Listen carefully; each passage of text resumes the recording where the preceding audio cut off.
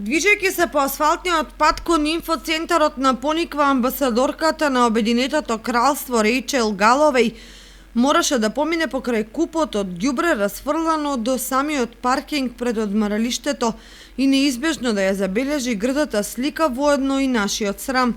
А сигурно непријатно чувство и мисла му поминале низ глава и на инаку педантниот градоначалник Илиев, кој сигурно посакал гостинката да гледа на спротивната страна.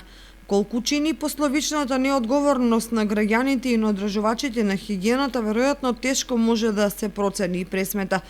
Меѓутоа, ако си има во предвид каков печаток оставаме кај тие од Европската Унија кон кој се стремиме, излишно е да се коментира.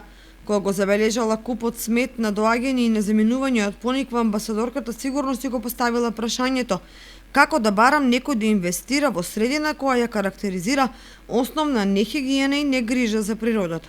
Веројатно впечатокот кога е во прашање сметот не и се подобрил, ниту кога на враќање ја забележала градската депонија, од која излегуваат камиони и со себе ја истураат калта од тркалата на асфалтот по кој поминало дипломатското возило на амбасадорката.